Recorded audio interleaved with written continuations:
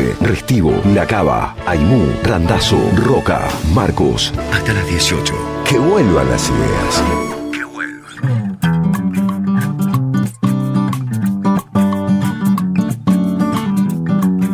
Hola, ¿qué tal? ¿Cómo andan? ¿Qué dicen? Muy, pero muy buenas tardes. Aquí estamos comenzando Que vuelvan las ideas, 530 a la señal.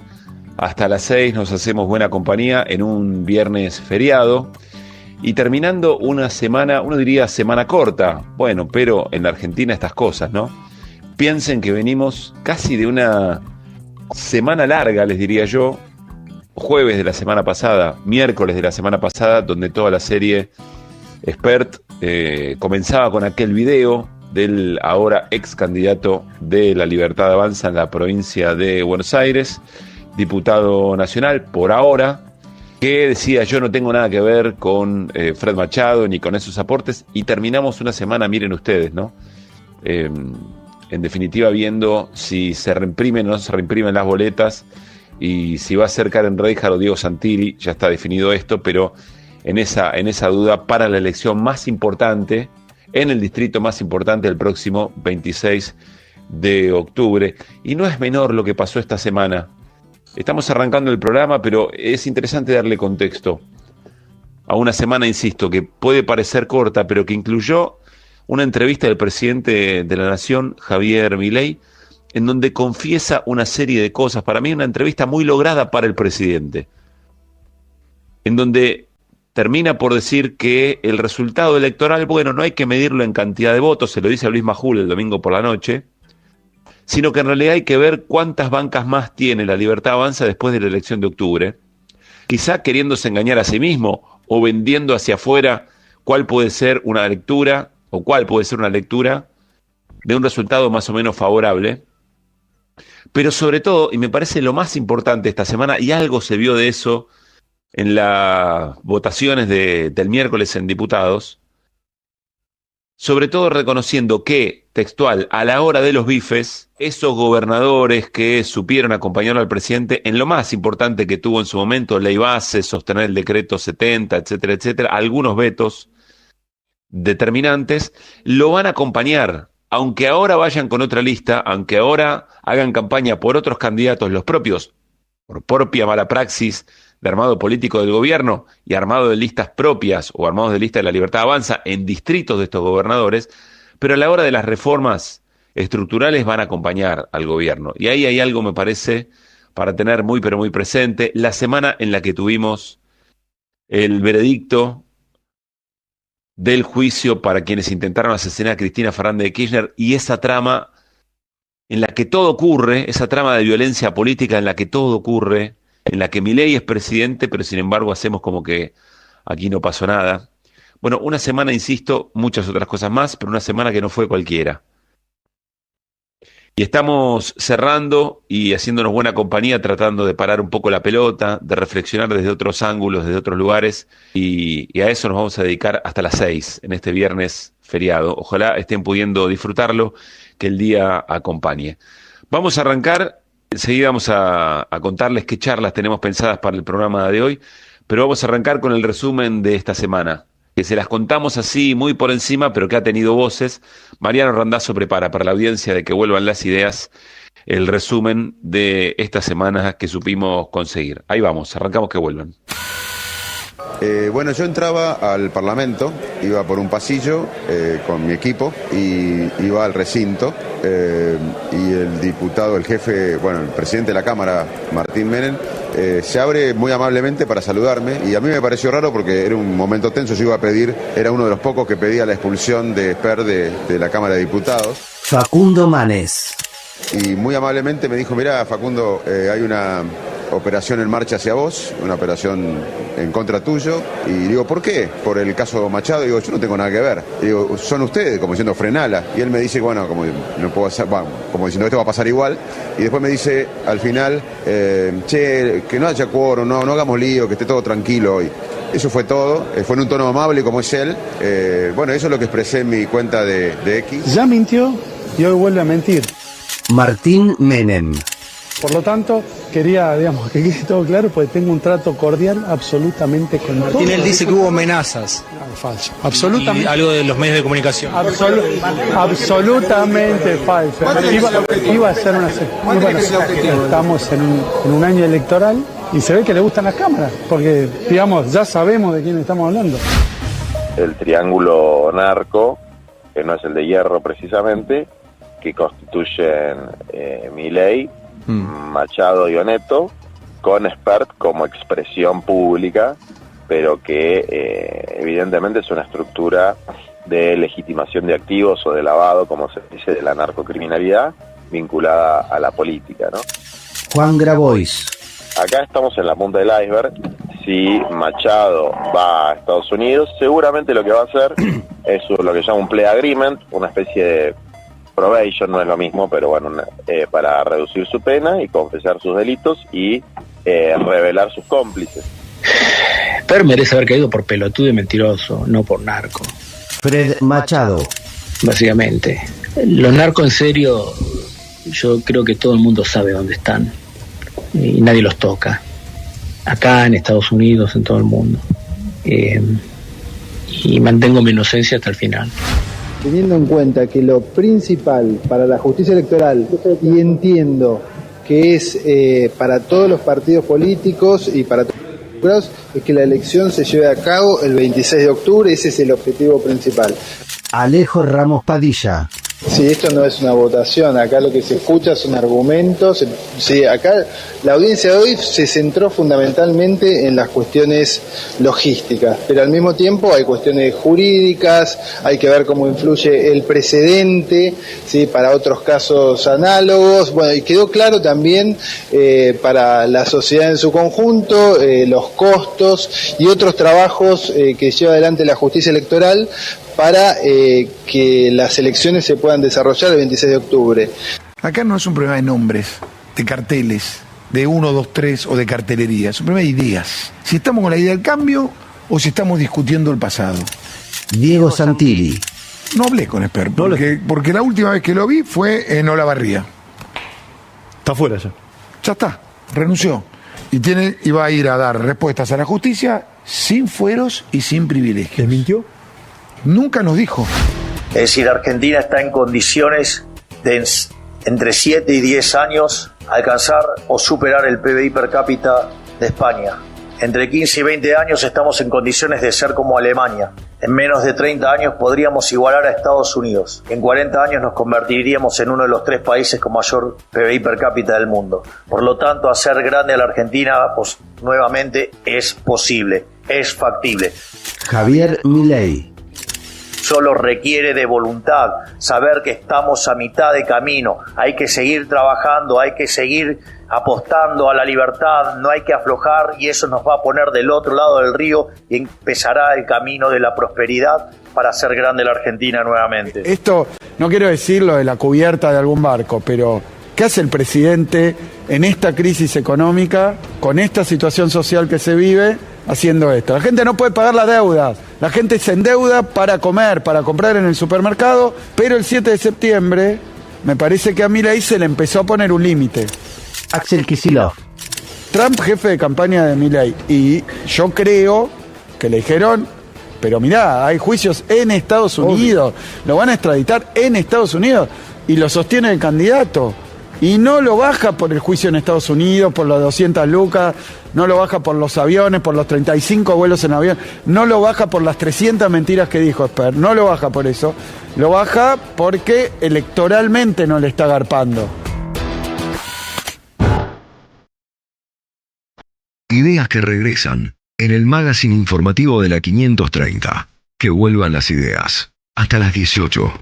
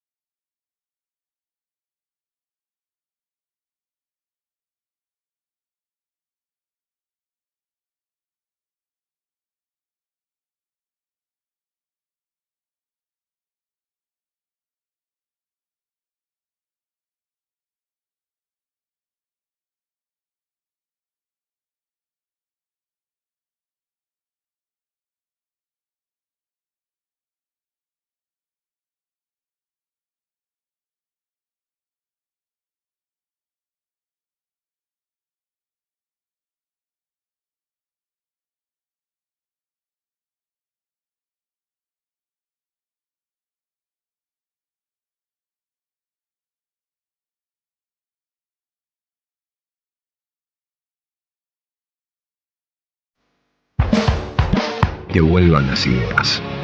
Hasta las 18. Regreso informativo. Opinión y reflexión. Que vuelvan las ideas.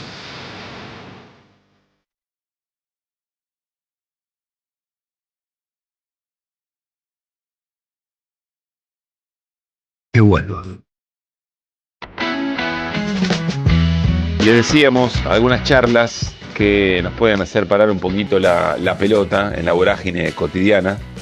Y ustedes saben, compartimos con Luispa un canal de stream, o hacemos en el canal de stream Florial, un programa que se llama Gente que Dice.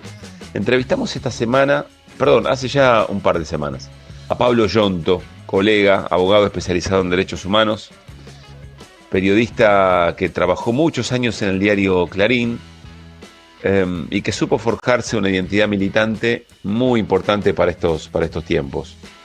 Hablamos con Pablo Yonto de muchas cosas, del momento de Milei, pero sobre todo, claro, en un apartado bastante importante sobre lo que significan las conquistas de derechos humanos de la sociedad argentina en estos tiempos. Visto en perspectiva, es interesante lo que plantea Pablo. En un momento dice, cuidado porque más allá de que hay mucha lentitud en los juicios, porque falta mucho, porque la complicidad civil no pudo ser del todo juzgada.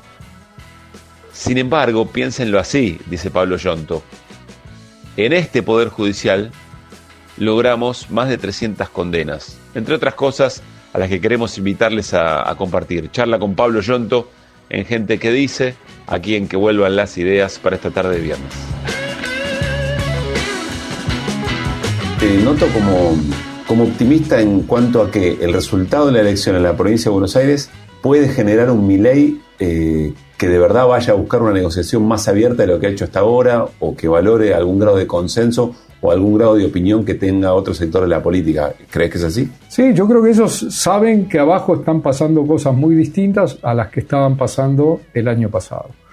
Yo después del lunes 7, tuve 3 charlas dadas en colegios secundarios relacionadas con temas de derechos humanos, de política actual, y la verdad que noté en esos pibes que se mal generalizó esa frase de a Milei lo votaron los pibes, ¿qué les pasa a los pibes? Mirá los pibes, etcétera. Bueno, sí.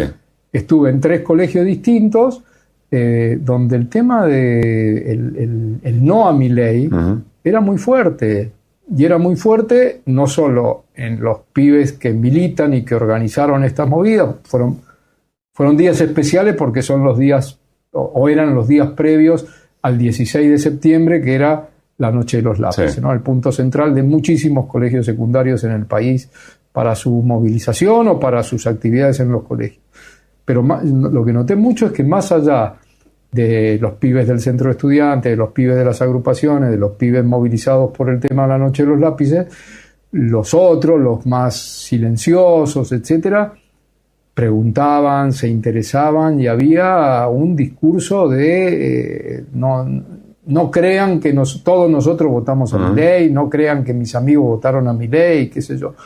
Así que la verdad que cargué unas pilas estos días muy, muy fuertes, sobre todo del sector juventud. ¿Y qué crees que se quebró en ese vínculo entre un gobierno que había llegado para romper las lógicas del modo en que analizamos la política antes, ¿no? Jamás se nos hubiera ocurrido que alguien con una motosierra, en una observancia a primera instancia, digamos, no sabíamos si apto para semejante suma del poder institucional, prometiendo un ajuste, no creíamos que iba a tener el apoyo hasta popular que tuvo. Y no sé si te pasó a vos, digamos, pero a nosotros nos pasaba que cada análisis, que desde nuestro sentido común forjado en otra manera de entender la política, decíamos, bueno, esto no puede pasar. No te digo que creíamos ni eso de que no termina el mandato, etcétera, etcétera. Pero sí que había algunas cosas que le iban a generar un costo político mucho antes de lo que efectivamente ocurrió. Parece que ahora la situación es distinta. Se dio algo de sentido común en esa elección y hubo un castigo por todo lo que Milei representa. ¿Crees que eso se quebró o pasó otra cosa? No, se ha quebrado un tema que tiene que ver primero en la tabla de posiciones con lo económico. Lo económico, el grito desesperado de sectores de la sociedad que empiezan a decir muy fuerte, yo no llego no a fin de mes, ya no llego ni al día 20, tiene por supuesto, una expresión inicial que puede estar reflejada en no voy a votar, que creo que ahí hay una parte, y otra en, bueno, a este no lo voto más, o por ahora no lo voto. Por ahora no lo voto para decirle te banqué o me tragué el sapo de hay que ajustarse, pero ya no aguanto más, hace algo. Yo lo noté, por ejemplo, en la vida familiar con un hermano mío que votó a Milei y me dijo unos días antes de la elección, yo no lo voto. En esta no lo voto. No sabía qué iba a hacer. Y yo todavía no me junté con él para ver qué hizo. Él es médico en la provincia de Buenos Aires y él lo votó y me dijo, no, yo esta vez no lo voto. ¿Por qué? Por el tema económico. Por el tema económico. Y después yo tengo uno de mis hijos que labura de chofer de Uber y tiene ahí también sus vínculos con todo lo que es el mundo Uber y él me dijo, no, esto empezó a caer. El mismo muchacho, mi hijo tiene 25, el mismo muchacho ilusionado con el tema plataformas y que en algún momento dijo, me va bien, ahora le está costando mucho y la está sufriendo. Y él me contó, ese mundo Uber está también sufriéndolo, porque hay menos viajes, porque les está costando más llegar con lo mismo que estaban sacando hace 6 meses y 7 meses. Y bueno, son reflejos. Yo creo que son cosas muy concretas sumadas a todos los ejemplos que nos ponen otros compañeros de lo que está pasando y creo que el punto, yo no creo que haya tenido mucha incidencia, por ejemplo, el tema corrupción del 3% de Karina Milei. Creo que no, me parece que por ahí no vino, o si vino, ese punto está abajo en la tabla de posiciones. Me parece que es lo económico y bueno, y estoy seguro que Axel también sabe esto y que él lo notó en sus últimas entrevistas después del 7 de septiembre, que está poniendo fuerte el eje ahí, ¿no? En que el próximo gobierno, por supuesto, que tiene que empezar a dar respuestas, primero en promesas y con cosas concretas, diciendo, bueno, vamos a poder hacer esto porque la plata la vamos a sacar de acá, o porque vamos, no sé, a dejar de pagar la deuda por un tiempo, o porque vamos a renegociar la deuda con el FMI, y ahí entonces esa plata la vamos a destinar a 2 puntos, y hay que empezar a decir, bueno. ¿Lo ves, Axel, con posibilidad de acumular todas esas variables dentro de lo nacional y popular? Sí, es él. O sea, hoy es él. Si dentro de un par de meses o el año que viene aparece alguien que está dispuesto a dar esa pelea más que Axel, bueno, veremos y por ahí uno cambia de opinión, pero hoy es él. ¿Y no te preocupan las discusiones internas? Sí, me preocupan muchísimo porque las vivo. ¿Lográs ponerlas en algún lugar que te hacen sentido? Sí, cuesta, pero yo trato de ser muy, muy conciliador. Nosotros en el ámbito de los derechos humanos el diálogo es muy fuerte con todos los sectores del colectivo, se llame como se llame, peronismo, kirchnerismo, Unión por la Patria, Fuerza Patria, digamos, participamos. Es un problema no saber cómo nombrar a un colectivo o no. Sí. Algo dice. Pero tenemos esa posibilidad, que por ahí no la tienen otros sectores, ¿no? ¿Cuál? Vamos a todos los actos. Estoy poniendo una metáfora, que es de alguna manera real, pero digo, esto lo simboliza mejor, ¿no? Porque arma la Cámpora un acto por la Noche de los Lápices, o una actividad por la Noche de los Lápices, y vamos, y la arma la gente de Kicillof, y vamos también, y por eso tenemos esa opción de hablarles a todos los públicos, y la verdad que tratamos de ser muy unitarios en eso y tratar de llevar los pañuelos blancos como símbolo de unidad. Y bueno, notamos que se sacan chispas en algunos lados y que algunas actividades no se hacen porque viene el otro. Por ahí está costando más en la izquierda. En la izquierda está costando mucho más, y uno que viene de la izquierda trotskista, veo a veces con mucho dolor cómo estas cuestiones de la unidad no se pueden concretar, ¿no? ¿Venís porque te fuiste? Sí, no, sí. No te yo representa fui. más. Sí, me fui hace muchos años. Yo empecé a militar en el PCT, en la facultad, en el año 82, todavía era PCT, después se transformó en el MAS, y estuve muchos años, y es por eso que entré fuerte al campo de los derechos humanos, porque yo militaba con Luis Zamora y con Marcelo Parrilli, y por ellos entré al CELS en 1982. Eras parte de los abogados del CELS, grupo de abogados del CELS. Del grupo de abogados jóvenes que habíamos entrado al CELS en 1982. Yo como estudiante ahí, me recibí un año y medio después, pero entré a colaborar con Zamora y con Parrilli. ¿Y en qué momento hiciste el quiebre? ¿En qué momento sentiste que no te representaba más? No, el quiebre fue totalmente traumático a partir, sin dudas, de la caída del muro.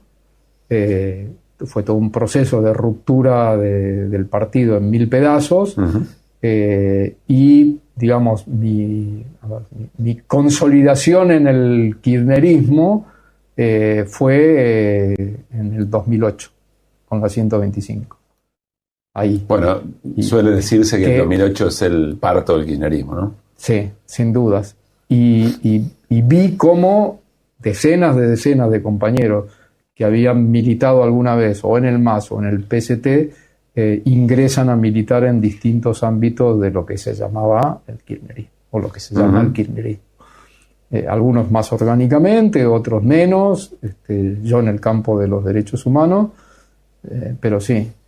Y después, bueno, yo creo que hubo otro envión de ingreso de ex militantes de izquierda a las filas del kirchnerismo como militantes del llano, que fue la muerte de Néstor. Muchos compañeros me han dicho. Yo empecé a militar después de la muerte de Néstor. Como que sintieron... De hecho, yo saqué una carta cuando murió Néstor, pero yo ya estaba militando muy fuerte en ámbitos de derechos humanos ligados al kirchnerismo, pero yo saqué una carta cuando muere Néstor que se llamaba Perdón Flaco, donde era como un viejo militante trosco que pedía disculpas al peronismo en la figura de Néstor. Y se publicó en un portal de Luis Majul. No te puedo creer. Sí, en el portal Hipercrítico, porque yo trabajé como colaborador en ese portal. Del Majul que escribió Los Dueños de la Tierra en su momento. Del Majul que escribió Los Dueños de la Tierra, que hizo la investigación sobre el Mundial 78. Los Dueños de la Argentina. Los Dueños de la Argentina, sí. Perdón. Los Dueños de la Tierra es otro libro. A ver, Pablo, varias cosas. Primero, no quiero dejar pasar esto. Me interesa mucho la caracterización de adversario y enemigo, porque recién dijiste enemigo cuando hablábamos de la elección en la provincia de Buenos Aires, por eso te lo pregunté. ¿Vos crees que los Milei son adversarios o son enemigos? Yo creo que políticamente, no encuentro en la Argentina, fuerza política a la que yo pueda llamar enemigo. Porque recién lo dijiste, por eso te digo. No, está bien. Uno utiliza, y por ahí mal utiliza, el término enemigos y debe usar más el término adversario. Yo creo, y por eso saqué el ejemplo de los milicos, que son como la expresión por ahí máxima. Claro, como dijiste eso, me hizo ruido la caracterización, todo aclarado. Exacto, sí, pero es cierto que, lo dije hace 10 minutos, y es cierto que lo utilizamos mucho, ¿no? Pero, a la hora de sentarnos... ¿Cuál es el riesgo? A ver la construcción política que tenemos que hacer en la Argentina, sí, tenemos que reflexionar mucho sobre este tema, porque creo que hasta hay un reclamo de la sociedad que está pidiendo eso, y que implica, cómo no traicionamos las ideas nuestras, pero al mismo tiempo abrimos la capacidad de construir nuestros frentes o nuestra unidad en la Argentina, bueno, aún tendiéndole la mano a esto que, para definirlo mejor políticamente, son los adversarios políticos. Se supone, quizás es muy romántica la idea, pero se supone, bueno, Cristina lo dijo muchas veces, que respecto de ciertas cosas que hay que resolver, restricción externa, endeudamiento, reforma del Poder Judicial, etcétera, etcétera, necesitas una construcción de mayoría o una mayoría lo suficientemente sólida como para avanzar de manera consensuada con esas transformaciones. Y que si no se dan esas transformaciones será muy difícil resolver algunos problemas estructurales. ¿Vos creés que si la grieta o el odio en el marco de la política, su máxima expresión es Milei, y lo que deja Milei es la observancia concreta para un montón de sectores de que ese odio llevado a la conducción política de un país deviene en crueldad, perversión, etcétera, etcétera? ¿Crees que es una experiencia que nos puede permitir, no digo eliminar las diferencias ni bajar banderas, pero sí trazar algunos puentes como para construir esos consensos? O, insisto, es muy romántica la idea.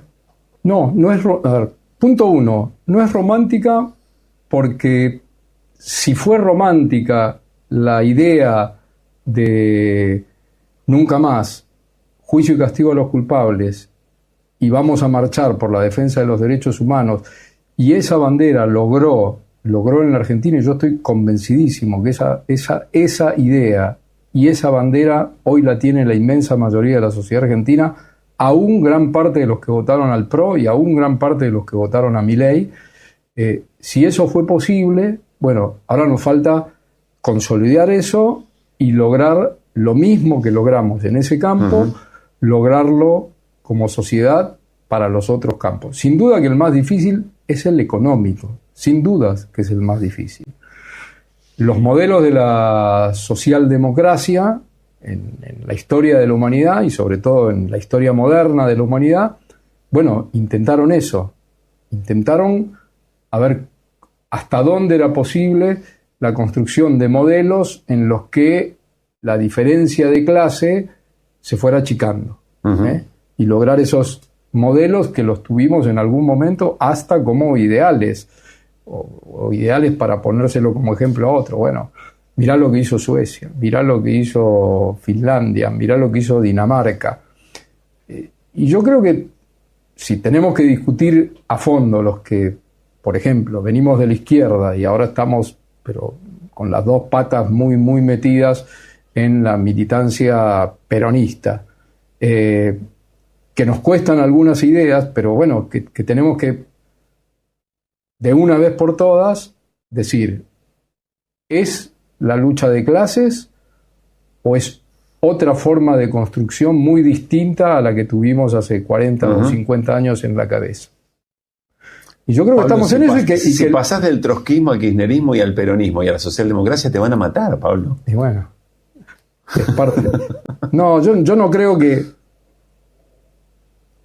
Yo no creo que tampoco sea cuestión hoy de volver a reflotar esas discusiones, porque creo que todas y todos los que hemos militado estamos convencidos que,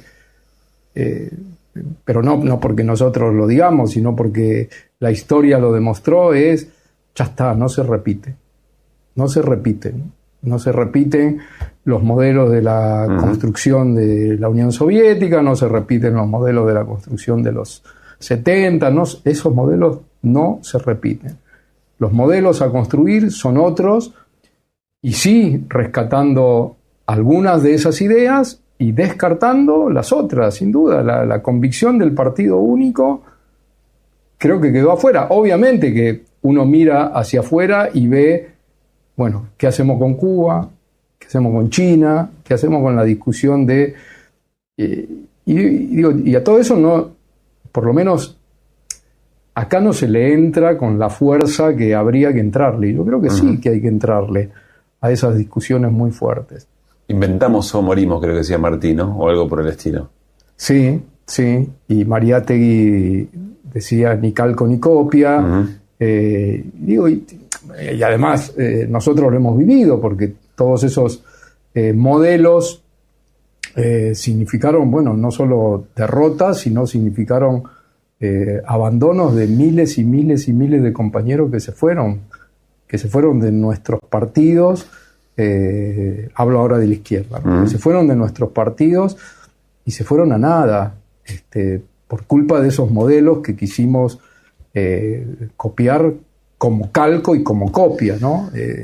Yo me acuerdo las discusiones de nuestro partido cuando se dio la caída del muro, que duraron años, las discutíamos con textos de Lenin y de Trotsky, de décadas atrás. No eran discusiones con nuevos textos, era porque Lenin dijo que en esta circunstancia la situación es prerrevolucionaria y entonces... No, fue duro y bueno, no quiero repetirlo y ya está, y ojalá, y yo creo que lo veo en mis hijos que militan, ya está, no van a leer por ahí algún texto de Lenin, pero no van a leer a Lenin y a Trotsky como lo leímos nosotros, que era la fiebre por tener todo de Lenin y de Trotsky en la biblioteca y leerlo. Y si no lo leíamos hoy, dentro de 2 años lo vamos a leer. Pero bueno, y ahora le voy a exigir a estas generaciones que lo lean, porque si no, no son revolucionarios. Yo creo que no. Pablo, bueno. ¿Qué sentiste cuando viste el cartel Kirchnerismo Nunca Más, con la tipografía del Nunca Más? Mucha bronca, pero también muchos sentimos que eso no iba a pasar.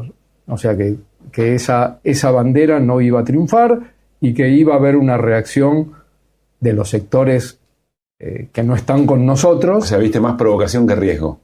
Sí. No, y vi que el riesgo pasaba a ser de ellos, porque eso le iba a causar algún daño a ellos. Y creo que ese daño, esa reacción por parte de sectores del radicalismo, de los partidos que todavía quedan en la Argentina con, bueno, una idea de defender ese nunca más como conquista de la sociedad, la hubo, varios se indignaron, no del campo peronista, kirchnerista, sino muchos, o de la izquierda, se indignaron muchos del PRO por ese uso del nunca más. Pero bueno, a mí me parece que yo siempre lo digo y hay algunos compañeros que dicen que no. Yo creo que el único punto de consenso mayoritario en la Argentina hoy es el tema de los derechos humanos. Es el juicio y castigo a los culpables y es el nunca más. Creo que es el único punto de consenso súper mayoritario. Muestro a veces en las charlas una encuesta que se hizo en el 2023, antes de las elecciones.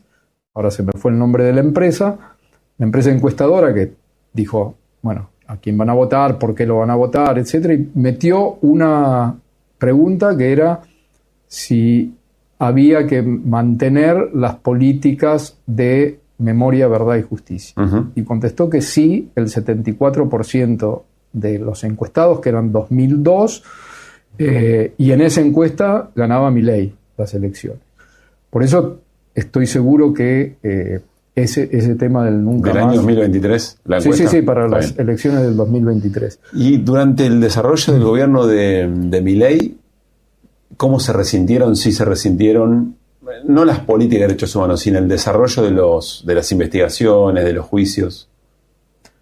¿Qué impacto tuvo? Sí, hay un impacto no muy grande, pero hay un impacto porque se notó que en varios juzgados hubo levantamiento del pie en el acelerador. Las cosas van un poco más lentas. No se han frenado, pero van un poco más lentas. Vos siempre te quejaste de la lentitud, ¿no? Sí. Antes, incluso durante gobiernos... Sí, durante el gobierno de Cristina, de Alberto, de Néstor, pero sí, se nota. Hay jueces que lo que antes tardaban en resolver 1 mes, 2 meses, ahora tardan 6 meses en resolverlo. ¿Y Villarruel es un peligro concreto o es no sé si un blef, pero pero no le ves arraigo en esos sectores más ultra como para ser un peligro institucional. No le veo peligro institucional. O sea, yo creo que si es en los términos que hablábamos en los 80, cuando 80 en la democracia, ¿no? O sea, después de Alfonsín, o durante el gobierno de Alfonsín, donde sí el peligro era los tanques, el golpe, los levantamientos militares, etcétera. Hoy creo que eso no existe, o sea que la capacidad de fuego de Villarroel y de la gente que rodea a Villarroel en la reivindicación que hacen de determinados hechos de los 70 no hace pie en ningún sector de la sociedad. En ningún sector de la sociedad. Yo tengo un vicio profesional que lo tengo que llevar adelante casi todos los días, que es meterme en las páginas de ellos para ver qué están diciendo, para ver si ahí surge algo. A veces surgen cosas que no sirven para los propios juicios nuestros, porque se mete a comentar a alguien que fue ex Colimba y qué sé yo, y que dice cosas que a nosotros nos sirven. Y yo noto también que en las páginas de ellos pero no pasa ni por la cabeza de casi ninguno, pues siempre hay alguna excepción, que plantee salida al estilo Brasil, ¿no? Salida, cuando digo al estilo Brasil, es lo que pasó en algunos momentos en Brasil. Sí. Bueno, la intentona de Bolsonaro ahora, ¿no? Sí, no solo la intentona de Bolsonaro. Digo, en Brasil hubo movilizaciones en algunos momentos donde había gente en la calle con carteles que pedían el golpe, y donde el peso militar en Brasil es muy fuerte. De hecho, Bolsonaro tenía en su bancada aliada varios militares, claro, además de él. Bueno, eso acá hoy no ocurre. Sí lo tuvimos en otros momentos, ¿no? Cuando la aparición de Patti, de Aldo Rico, de Morelo, que era un ex cara pintada o un cara pintada que entró como diputado nacional por la fuerza de Aldo Rico, y hoy está condenado y está preso. Digo, todas esas cosas hoy me parece que bueno, son producto. Yo perdoná que saco este tema, porque a veces no dimensionamos para bien eso. Eso costó mucho, no fue un tránsito rapidísimo, llevó muchos años construir todo esto. Y creo que sí, que es nuestra máxima conquista. Y sobre ese valor creo que hay que apoyarse mucho, sobre ese ejemplo creo que hay que apoyarse mucho para la otra construcción, que es la construcción política, la construcción. O sea, nosotros vamos a necesitar alianzas, y vamos a necesitar alianzas muy fuertes para hacer muchas cosas que creo que hay que hacer. O sea, si Axel o el presidente que venga o la presidenta que venga tiene que tomar una decisión respecto de la deuda, como por ejemplo mira, no te pago ahora, renegociemos, por 8 años no te pago, por 6 años no te pago, etcétera, y vamos a necesitar mucha gente más del arco político.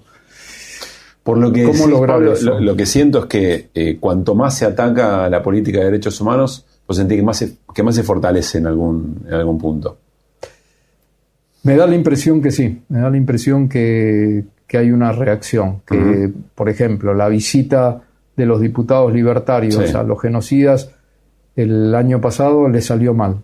A quien la haya pensado, le salió mal. Quedó en nada igual, ¿no? No hubo más visitas, no hubo sanción penal, nosotros querellamos ahí, y bueno, la respuesta del fiscal y del juez fue: ¿cuál es el delito? Nosotros dijimos, bueno, los del servicio penitenciario no hicieron lo que tenían que hacer, incumplimiento de los deberes de funcionario público, y dijeron que no, el juez y el fiscal dijeron que no, porque el servicio penitenciario, cuando diputados en otros momentos habían ido a visitar, tampoco se les había pedido tanta rigurosidad con los teléfonos. ¿Tenés certeza sobre hasta qué punto dentro del esquema de las autoridades del Congreso o eventualmente del Ejecutivo había conocimiento y autorización de eso?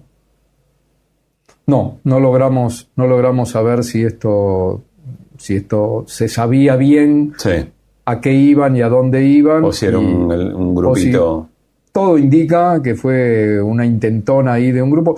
acordate además que 2 diputadas se le dieron vuelta. Bonacci y Arrieta. Claro, y una, Lourdes Arrieta, terminó siendo queredante en esta causa que te digo. Alimentaba la causa, no sabía quién la que era. no sabía quién era Astiz. Pero bueno, yo creo que políticamente, ¿no? Esto uno lo dice y bueno, enseguida las preguntas que vienen, porque esto surge también de las charlas y conversaciones, lo que dice, bueno, pero ¿cómo se hace eso? Bueno, el cómo se hace, el cómo construir políticamente más allá del kirchnerismo y del peronismo, que es una enorme tarea y que hay que hacerla, salvo que los hechos a mí me demuestren que no es así lo que uno está diciendo. O sea, por ejemplo, un hecho que demostraría que esa no tiene que ser la urgencia sería, bueno, el kirchnerismo gana o el peronismo gana con el 70% de los votos. Claro. Bueno, listo. Vale. Entonces la vía ya no es cómo construir el diálogo, sino, bueno, acá hay un modelo que entró simplemente con nuestro discurso. Claro. Lo agarraron masivamente millones y listo. Bueno, está superado una etapa. Pero yo creo que viene un tiempo para quienes decidan ir al frente como candidatos, en que esto hay que empezar a hablarlo. Las madres y las abuelas, por ahí más las abuelas, ¿no? Siempre se dice, no, pero bueno, Estela tuvo un discurso que permitió que gran parte de la sociedad, como era el tema de los nietos, ¿no? Como que Estela era... Permeó más. Mejor recibida en todos lados, sí. ¿no? En cambio Eve, Pero yo creo que fueron combinaciones de cosas, sin duda. Estela... Pero las madres, yo las he acompañado a lugares donde fueron siempre bien recibidas, siempre. Y lugares que a veces eran difíciles. Eve por lo menos rompía su propio límite, muchas veces. Sí. Eve una vez, mira, estaba tomada la planta de AGR, se llamaba, la empresa gráfica en Pompeya, la empresa gráfica que editaba la revista dominical de Clarín, Viva, y editaba otras revistas. Y en un momento cerró, fue durante el kirchnerismo. Cerró, los obreros tomaron la planta, estaba tomada con fuerza, y Eve me llamó y me dijo, che, quiero ir, pero ¿me tanteás si me van a recibir bien? Porque ella decía, bueno, pero ahí, ¿qué es lo que hay sindicalmente? Claro. ¿No? Porque por ahí voy a un lugar que van a empezar a decir, acá política no, son la zurda de las madres. Y yo le pregunté al delegado, ¿va a ir Eve? ¿Está todo bien? Pero que venga Eve. Bueno, fue Eve y ahí había obreros de todo color, más allá de que era pleno kirchnerismo. Pero sí, las madres creo que también nos enseñaron eso, ¿no? Después, obvio, nada es lineal. Si no me equivoco, Eve tenía muy metido en la cabeza reconectar con las Fuerzas Armadas. A tal punto que yo me acuerdo de un acto en La Carbonilla, ingeniero del ejército, ella convoca a los ingenieros del ejército para que vayan a colaborar en la urbanización del barrio, pero discursivamente ella creía que había que construir otra vez una alianza con un ejército más vinculado con el pueblo. Sí, y acompañó a Néstor a varios lados a los que tal vez no hubiera ido. Pero bueno, es esta cuestión de lo no lineal, ¿no? Está bien. Y a nosotros esto nos costó mucho, porque la construcción del juicio y castigo a los culpables significó, bueno, tener una paciencia inagotable, entender que la justicia no es nuestra. Ese es un aprendizaje tremendo. O sea, yo puedo hablar pestes de la justicia, sí, puedo hablar pestes de la justicia. ¿Quiero otra justicia? Sí, quiero otra justicia. Ahora, tenemos esta, con estos jueces, y con estos jueces hubo que hacer esta maravillosa historia que tiene la Argentina, que tiene 343 sentencias en del 85 horas, porque la primera fue el juicio a la Junta. En 40 años de democracia, la Argentina tiene 343 sentencias. Cuando ves los jueces que han votado, decís, ¿cómo lograron esto? ¿cómo lograron que todos estos jueces, de los cuales el 10% deben ser nuestros, para decirlo con todas las letras, pues tenemos jueces que son nuestros, el 10%, con el 90% de los jueces que no son nuestros, se construyó esto, ¿no? Claro, ahí resolvés la ecuación si es poco o es mucho. Bueno, es mucho en ese contexto. Bueno, entonces vos tirás nombres, voy a tirar uno, vos tirás nombres y decís, pero ese. Bueno, no sé, pero lo hizo, Gorini. Entonces, o sea, Gorini, ¿qué tendría que votar en los juicios de lesa humanidad? Recordemos uno de los jueces que condenó a Cristina. A Cristina. Si uno seguía por la cosa lineal, uno dice, bueno, Gorini en contra de Cristina, fue el que más batalló, en lesa tendría que estar del lado de Milei, de Villarruel, de no sé, de los milicos, condenó. Y después te encontrás con jueces supuestamente del campo nuestro que absuelven. Voy a dar nombre, Ramos Padilla. Ramos Padilla hace un mes absolvió en un juicio que nos dolió muchísimo a 2 policías en La Plata, en un juicio de lesa humanidad. Entonces, bueno, digo, esta cuestión de lo lineal, bueno, nos tiene que hacer... Yo era muy lineal. Cuando yo fui joven, fui muy lineal. Nos tenemos que ir, pero no quiero dejar de contar, porque vos fuiste delegado de Clarín y en un momento te echan, corregime después, yo lo voy a decir muy gráfico, te echan y vos seguiste yendo a la puerta de Clarín durante 2 años o más. Eras delegado, volviste a ser electo delegado estando afuera. Y entiendo que Diego, enterado de esto, se presenta y toma la decisión de no darle ninguna nota más a Clarín desde el 92 hasta no sé si el Mundial del 94, en solidaridad con vos. ¿Cuánto de todo esto es exactamente así? Sí, yo estaba suspendido, no me dejaban entrar. Había una orden, una medida cautelar de un juez laboral que prohibía mi entrada, porque decía el texto que era alguien peligroso para los bienes y las personas de la empresa. No me dejan entrar, por eso me cumplo mi horario en la puerta del diario. Y ibas todos los días en tu horario y lo cumplías ahí. Sí, de 5 a 11, de 5 de la tarde a 11 de la noche. Y cuando le cuento eso a Diego, porque yo en un momento, como no tenía salario, entro a trabajar en una revista, se llamaba Somos la revista, pero era Somos de la Democracia, porque esto ya era el 92, y la dirigía Alfredo Leuco, y que fue el que me dio cabida, era otro Leuco. Sí. Y voy a hacerle la nota a Diego por la revista Somos, y ahí le cuento, porque él creía que yo iba por Clarín. Le pido la nota, él estaba en la estancia de Antonio Alegre, el presidente de Boca, que había sido presidente de Boca. Estaba entrenándose, preparándose para reaparecer en Sevilla. No, en Sevilla, era el 92. Y entonces, y ahí le cuento. Digo, no, vengo por la revista Somos, no sabe lo que pasó en Clarín, no, me suspendieron, estoy suspendido, no puedo entrar. Qué hijos de puta, qué sé yo. Todo lo que dijo. Va y debuta en España, en Sevilla, y Clarín lo manda a Horacio Pagani a que le haga la entrevista. Y ahí es cuando Diego le dice, no le voy a dar notas a Clarín hasta que no lo reincorporen a Pablo. Nunca me lo había dicho, yo me enteré por los compañeros de Clarín que le había pasado esto a Pagani, así que bueno, después que lo vi, después de un tiempo, cuando él volvió a la Argentina, por supuesto le súper agradecí, pero lo hizo en forma silenciosa y efectivamente hasta el 94, hasta que terminó el Mundial, cuando lo sacan del Mundial de Estados Unidos, que ahí Mariano Hamilton, que estaba en Clarín, en Estados Unidos, lo ve en el aeropuerto, creo que de Chicago, cuando ya estaba por volver a la Argentina, y ahí Diego le dice, bueno, ahora yo soy un exjugador, así que voy a hablar. Pablo, gracias por haber venido. A ustedes, gracias. Que vuelvan las ideas. Hasta las 18. Dinámica e información. Regreso informativo. Que vuelvan las ideas. Que vuelvan. AM530. Somos Radio.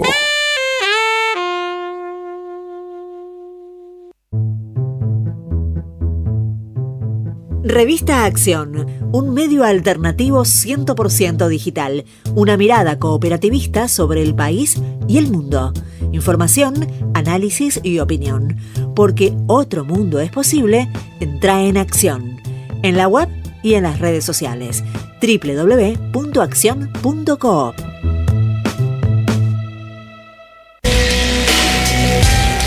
Saverio el Cruel, el clásico de Roberto Arlt, se presenta en su segunda temporada con dirección de Gabriela Villalonga. La crueldad, la violencia y la farsa en el seno de las clases dominantes bajo la mirada ácida del autor que cobra vigencia en estos tiempos de tecnocapitalismo brutal. Un material necesario para reflexionar sin perder el humor sobre quién es realmente el cruel en un presente individualista y precarizado. Saverio el Cruel, todos los domingos a las 17 en el mítico Teatro Payró, San Martín 766, Ciudad de Buenos Aires. Alimentos cooperativos. Producción y comercialización de productos cooperativos y de agricultura familiar. Envíos a todo el país. Por pedido, envía tu mensaje al 11 34 31 2928. Seguinos en Instagram como @alimentoscooperativos. ¡Wow! ¿Cómo dices cuenta DNI? ¡Wow! ¿Que ahora tienes plazo fijo? ¡Wow! ¿Y que tienes una tasa especial? ¡Wow!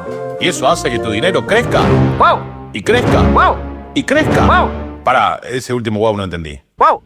¡Ah! ¡Que crece! Cuenta DNI. Tu plazo fijo de Banco Provincia es realmente wow. ¡Wow! Proveedor Hogar. Te acercamos la oportunidad de equipar tu casa al precio más bajo. Escribinos al 11 44 15 25 40. Proveedor Hogar. Trabajamos para estar cerca tuyo. Juan Tata Cedrón y Mauricio Cartún, una juntada. Domingo 9 de noviembre a las 20. Teatro Catalinas Sur, Benito Pérez Galdós, 93 La Boca. Entradas por alternativa teatral con un 20% de descuento hasta el 17 de octubre.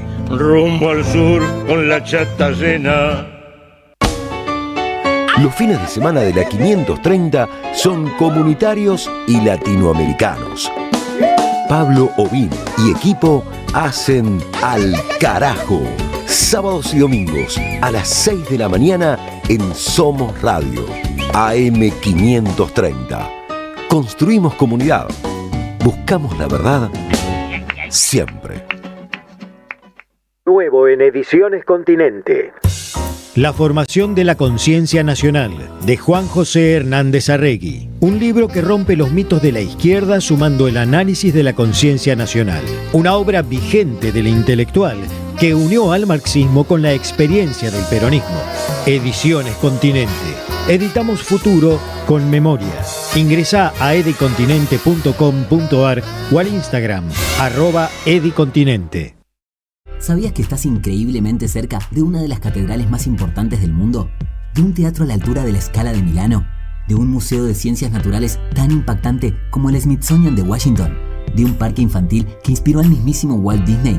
¿Y de la primera ciudad planificada de Latinoamérica? Sí, todo eso lo encontrás en La Plata, además de una increíble gastronomía, los mejores planes y plazas diseñadas para enamorarte. Redescubrí La Plata. Estamos acá, increíblemente cerca. Municipalidad de La Plata. Teatro Picadero, un espacio de arte y encuentro. Reí, pensá y emocionate. Vení a nuestro restaurante y completá la experiencia. Consultá la cartelera en teatropicadero.com.ar. Teatro Picadero, mucho más que un teatro. Seguí a la Cámara de Diputados de la Provincia de Buenos Aires a través de sus redes sociales y entérate de todas las actividades legislativas en Instagram y Facebook como @diputadosBA y en Twitter como HCDiputadosBA. Vuelve Deviniendo Tato, un homenaje teatral a Eduardo Tato Pavlovsky en su faceta como psicodramatista. Dirigido por Gabriela Villalonga, el actor Maxi Sarramone compone a 7 pacientes y al mismo Tato Pavlovsky en una vertiginosa terapia grupal. Sábados a las 21 en Tadrón Teatro, Niceto Vega y Armenia, Palermo. Entradas por Alternativa Teatral. Hoy Salgo te invita a descubrir teatro, música, experiencias para compartir y actividades para las infancias. Suscríbete en hoysalgo.com.ar y empezá a disfrutar desde hoy descuentos exclusivos pensados para vos. hoysalgo.com.ar. Elegí mejor, salí distinto y viví más. ICBC. El futuro nos inspira. Las voces se multiplican. Nuestra comunidad se agranda. Hola, soy Patricia, los escucho desde Quequén, Necochea, provincia de Buenos Aires, la mejor playa argentina, bordando un tapiz. Gracias a la comunidad 530, renovamos nuestra planta transmisora.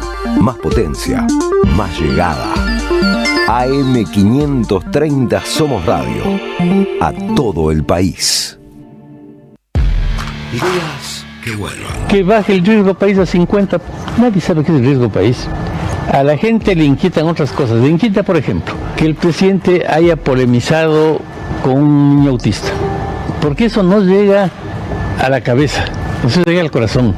Los temas con los que el presidente se ha enfrentado son temas muy sensibles. A la gente le importan los hospitales y los enfermos en general y los niños en particular. No le interesan teóricamente, siente. Hay niños que están quedando sin hospital porque el presidente les cortó los fondos del Garrahan. Qué brutalidad. Yo por ese no voto. Pero es que esto altera el equilibrio fiscal en 0.5. Que se vayan al diablo con el equilibrio fiscal. Están matando a niños. Que vuelvan las ideas.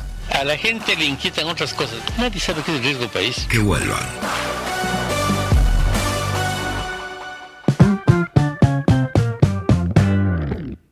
Segunda hora de programa, segunda hora de este que vuelvan de viernes feriado, 10 de octubre. Ojalá estén compartiendo como nosotros un lindo rato frente a la radio, junto a la radio, pero quizá cambiando un poquito la rutina de este desafío de vivir en la Argentina por estos tiempos. Arrancamos la segunda hora, les decía, y se nos viene Néstor Restivo y su columna internacional. Gracias, Pablo. Vamos a Estados Unidos porque ahí sigue creciendo la preocupación por el grado de militarización que alcanza este segundo gobierno de Donald Trump, ¿no? Es un tema al que ya hemos hecho referencia. Hace unos días comenté el discurso tan encendido, del presidente Trump ante oficiales y almirantes reunidos en Quantico, en el estado de Virginia, cerca de la capital de Washington, donde arengó a una guerra interna, ¿no? En duros términos, amenazas.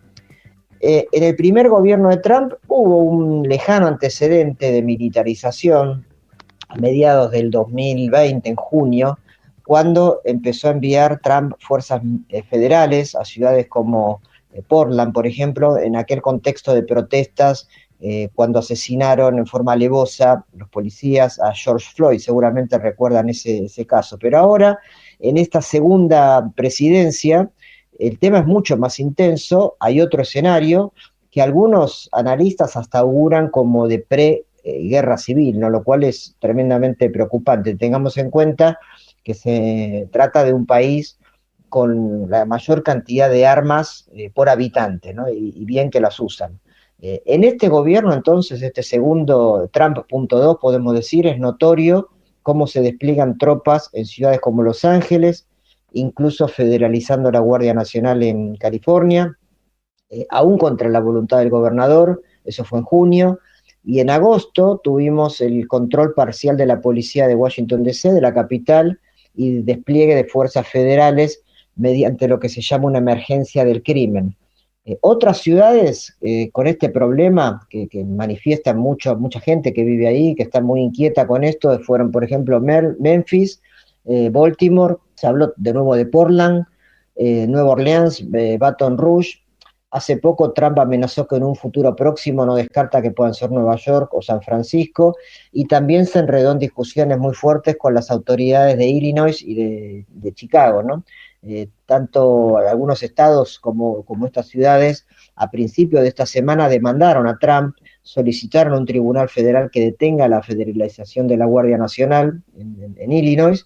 Texas fue otro caso, dijo que la decisión de Trump de enviar guardia civil es claramente ilegal, y frente a todo esto, la novedad de esta semana fue que Trump dijo que va a apelar a la ley de insurrección para desplegar tropas.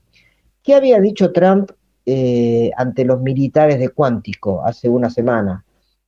Algunas frases, ¿no? Estamos bajo invasión desde adentro, no diferente a la de un enemigo extranjero, pero más difícil en muchos sentidos porque no usan uniforme. Dijo Trump, deberemos usar algunas de esas ciudades peligrosas como campos de entrenamiento para nuestro ejército, ¿sí? Dijo que esos campos deberían servir para capacitar a una fuerza de reacción rápida que pueda ayudar a sofocar disturbios civiles. Y ahí nombró, por ejemplo, a lo que él llama los radicals, los radicales de izquierda. Dijo muchos de ellos pagados por George Soros, el financista. Sí, muchos de esos insurrectos pagados por la izquierda radical, dijo. Ustedes recuerdan que por esos días había sido la asamblea, hago una digresión con esto, la Asamblea General de la ONU. Allí Milei aplaudió esas definiciones de Trump contra la izquierda radical en su país y en el mundo. Ese es el discurso, ¿no? Siguió Trump, cito un par de frases más. Si no les gusta lo que digo, le dice a los militares que lo estaban escuchando, pueden irse de la sala, claro, se van a ir también de su rango y se les va a ir su futuro. No seremos políticamente correctos cuando se trate de defender la libertad estadounidense. Bueno, y finalmente tuvo algunos tintes racistas, por ejemplo, dijo que no iba a usar la letra N. Se cree que eso fue en referencia a un insulto racial muy fuerte, que es the N-word, el mundo negro, que no lo iba a usar. Algunos dijeron que era para no usar la palabra nuclear, pero fue muy al estilo Trump, envalentonado, fanfarrón, racista, en fin, ¿no? Y atacó también directamente con nombre y apellido al Partido Demócrata, que es el partido de oposición. Dijo que el ala progresista de este partido es parte de los objetivos bélicos que debería asumir el Pentágono, ¿sí? El departamento que ahora se llama Departamento de Guerra, ¿no? Ya lo dijimos esto, ya no es más ministerio o departamento, como le dicen a Estados Unidos, de defensa, sino de guerra. Desde los años 40, desde la época de las guerras, que no se llamaba así, no es todo un síntoma. Francamente hay mucha inquietud en Estados Unidos, que además sufre como trasfondo una crisis social muy, muy importante en todo sentido, también moral, debido al repliegue del poderío que tiene Estados Unidos a nivel global, con la continuidad de sus flagelos de consumo de drogas, de masacres que no cesan por la libre posesión de armas, políticas económicas que todavía, digamos, no están dando los frutos que Trump cree que deberían venir en términos de reindustrialización, regreso de fábricas, etcétera. Es cierto que hace menos de un año que gobierna, y un contexto presupuestario y fiscal gigantesco y difícil, ¿no? Por la deuda, por el déficit. Lo que vemos también, para ir cerrando, es que Trump ganó ampliamente las elecciones hace menos de un año, incluso con el voto popular, es decir, que eso le permite tener el control de la Cámara de Representantes y del Senado. Tiene un poder judicial afín, porque metió 3 jueces adeptos en la Corte. Ha sido reaccionario, fue para atrás en varias leyes, por ejemplo el tema de aborto. Es decir, tiene mucho poder, pero insisto, en un país más débil que el que tenía hace unos años, ¿no? Con problemas que venían de arrastre, y que él profundiza con estas políticas tan radicales. Es decir, que hacia afuera es muy virulento con Europa, con América Latina, en especial Venezuela, inclusive con países aliados como la India, pero hacia adentro también se hace muy peligroso. Y ese es el tema que inquieta.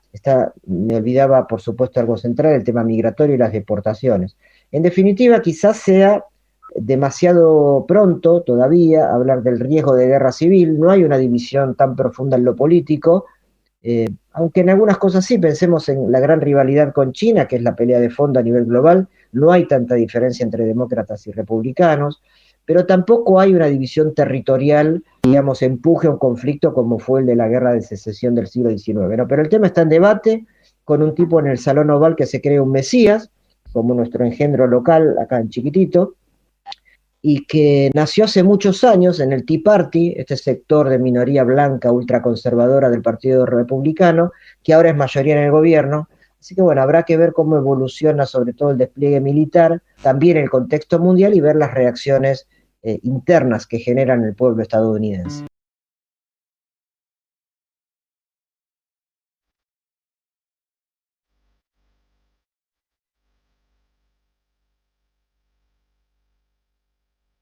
Que vuelvan las ideas.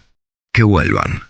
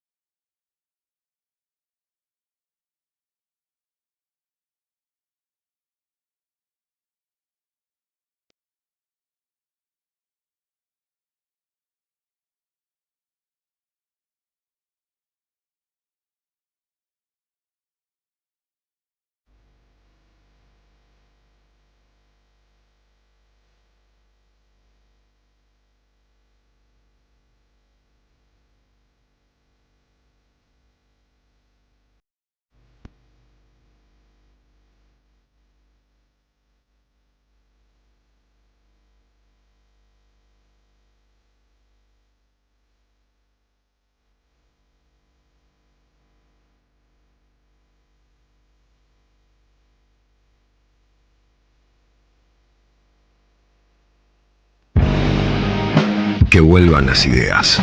Hasta las 18. Ideas que regresan en el magazine informativo de la 530. Que vuelvan las ideas. Que vuelvan las ideas. Que vuelvan.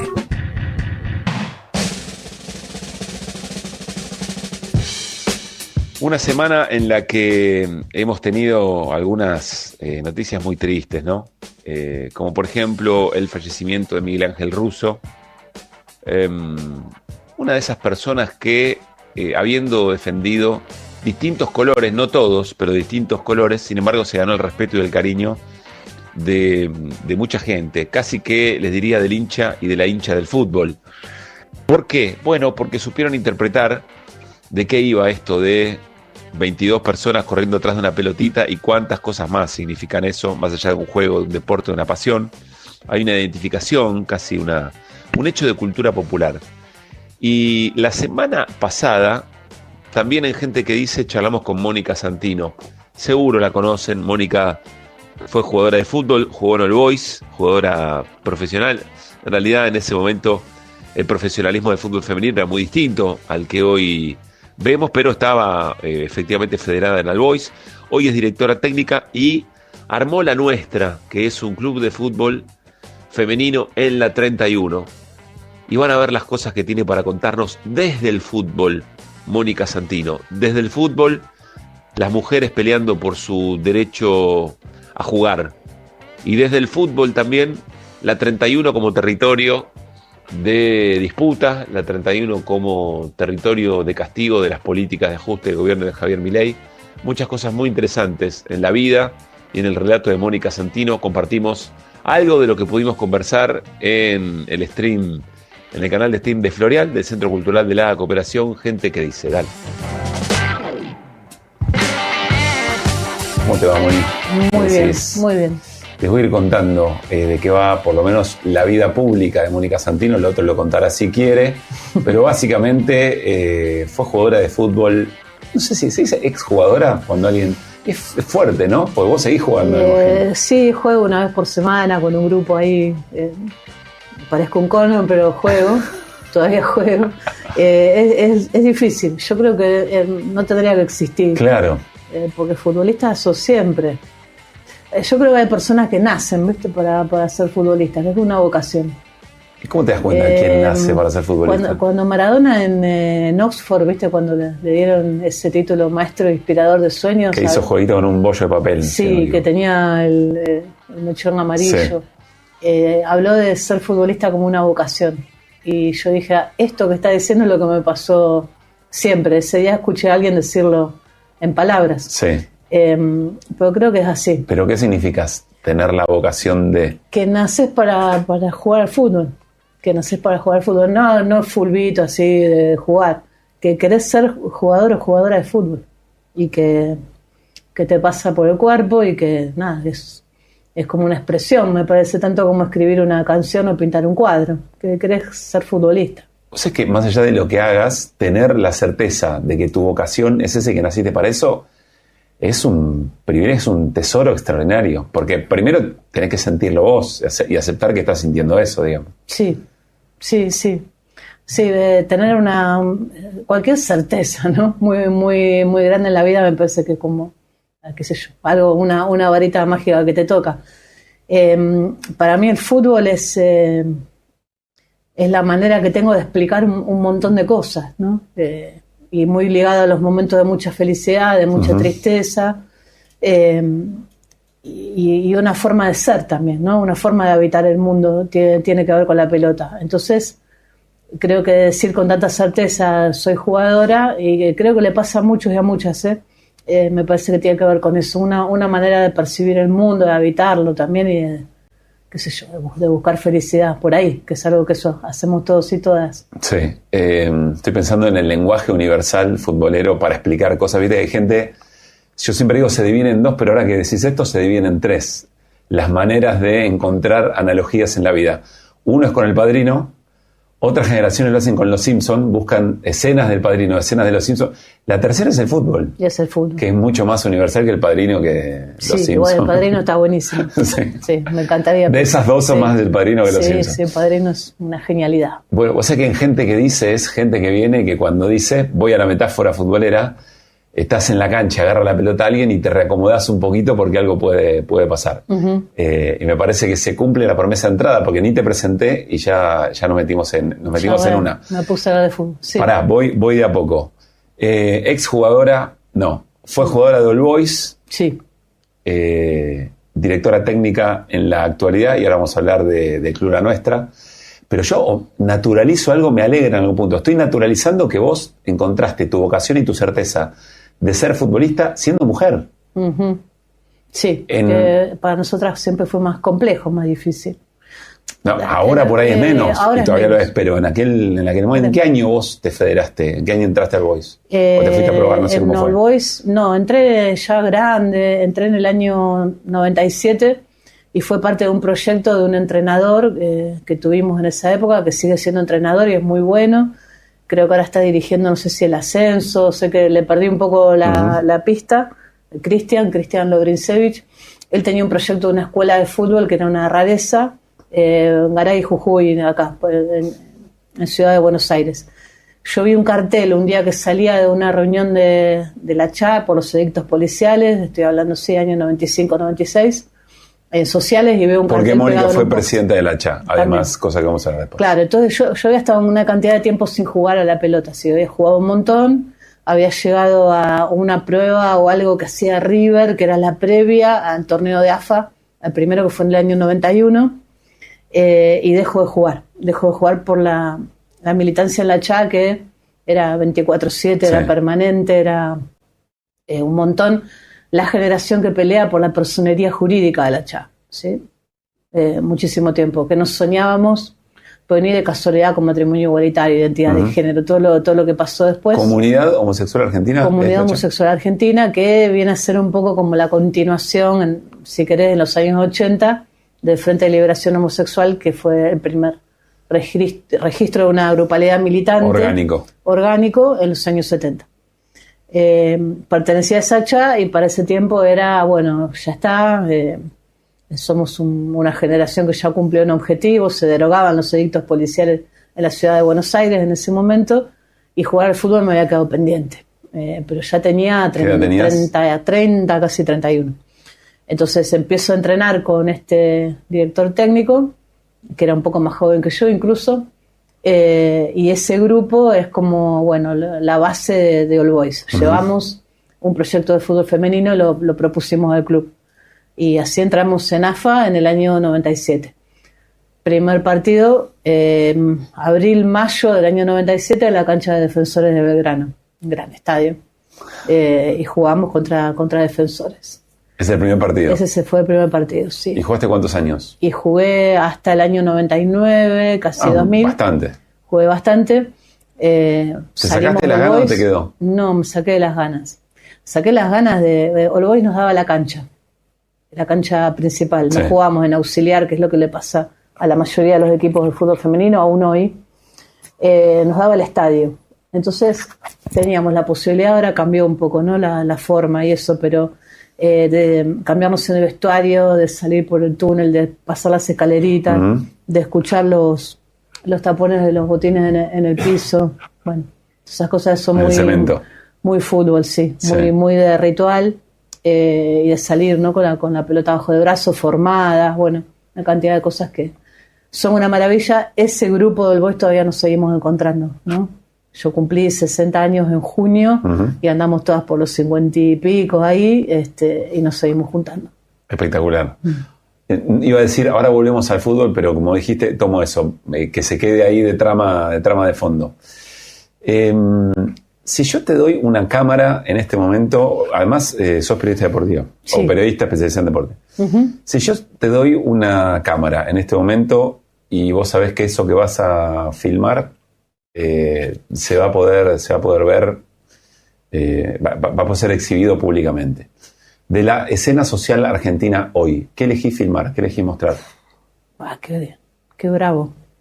Es difícil, creo que le pondría cámara y ojo a la vida cotidiana en el barrio. A mí me toca ver la Villa 31, ¿no? La nuestra está en la Villa 31, entonces le pondría cámara a todo lo que pasa en el barrio en una cotidianeidad, no sé, agarraría un día cualquiera y empezaría por, los pibes cómo van al colegio, o cómo se sostiene el barrio, los comedores, las filas en los comedores.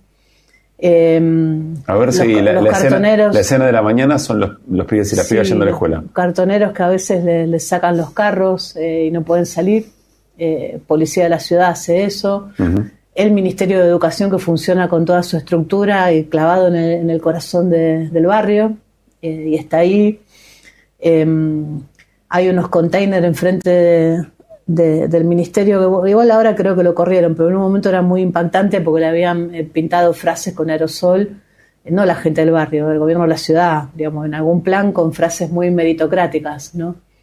Por ejemplo, si, no sé, hoy es un buen día, hoy tu vida puede cambiar, con la educación terminamos con la pobreza, bueno, ese tipo de frases estaban pintadas así como muy lindas, tipo línea de colectivo, en unos contenedores de basura enfrente del ministerio. ¿Qué le objetas a esas frases? Y que son cínicas, ¿no? Me parece de mucha hipocresía y de mucho cinismo, y que justo enfrente del Ministerio de Educación a la persona que va a tirar la basura, y que le pusieron ese ministerio ahí y le armaron unas viviendas nuevas enfrente, que son de chapa, de un durlo que se llueve, del sol de enero te derrite y te mata ahí, ¿no?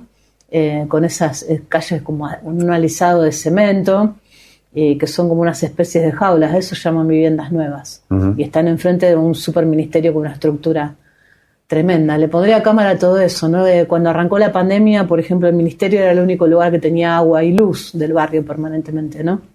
Y los contagios arrancaron porque no había agua. Claro. ¿No? Se acuerda que el caso así más resonante fue el de Ramona Medina, era militante de la Garganta Poderosa. Las primeras en caer fueron mujeres las que manejaban los comedores y seguían sosteniendo esa ayuda a pesar de las restricciones, de los cuidados que había que tener. Le pondría cámara a todo eso para que se sepa cómo un barrio popular vive, ¿no? El día a día en un momento que es durísimo,